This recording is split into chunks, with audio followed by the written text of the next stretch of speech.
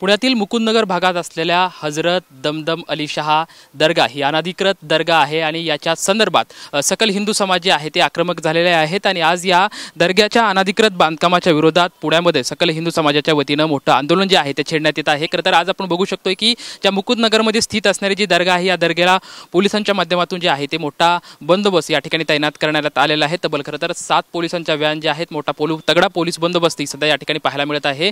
सकल हिंदू समाजाच्या वतीनं खरं तर पुण्यातील मुकुंदनगर भागात आज एक मोठं आंदोलन जे आहे ते छेडण्यात आलेलं येणार आहे आणि या संदर्भात सध्या आपण बघू शकतो की या पार्श्वभूमी पोलिसांकडून सुद्धा मोठी खबरदारी जी आहे ती या ठिकाणी घेण्यात येत आहे। या आंदोलनामध्ये वैष्णव किन्नर आखाड्याच्या ज्या प्रमुख आहेत ज्या हेमांसी सखी, त्याचबरोबर ती आमदार गोपीचंद पडळकर असतील किंवा आमदार योगेश टिळेकर हे सुद्धा या आंदोलनामध्ये सहभाग नोंदवणार आहेत। त्याचबरोबर ती सकल हिंदू समाज मोठ्या संख्येने खरं तर या अनधिकृत बांधकामाचे जे आहे ते रस्त्यावरती उतरणार आहेत। म्हणजे विशालगडाचं अनधिकृत बांधकाम असेल किंवा पुण्यातल्या अशा वेगवेगळ्या जी अनधिकृत बांधकामे आहेत, म्हणजे या हिंदू सकल समाजाच्या वतीनं असा एक इशारा देण्यात आलेला आहे की जी थडगे आहे त्या थडग्याच्या पुढे आम्ही बजरंग बलाची जे आहे ते मंदिर उभारण्यात येणार आहोत, अशी जी या आंदोलनाच्या माध्यमातून जे त्यांनी संकेत आहे किंवा मेसेज जो आहे तो देण्यात आला। सध्या आपण बघू शकतो की पुण्यामध्ये पोलिसांच्या माध्यमातून मात्र कुठलाही अनुचित प्रकार घडू नये यासाठी मोठा पोलीस बंदोबस्त जो आहे ते सध्या मुकुंदनगर परिसरामध्ये आपल्याला पाहायला मिळत आहे।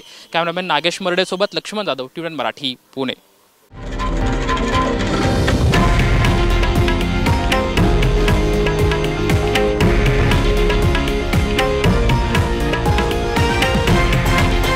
हे आहे देशातील नंबर 1 न्यूज नेटवर्क आणि आपण पाहत आहात TV9 मराठी, एकमेव।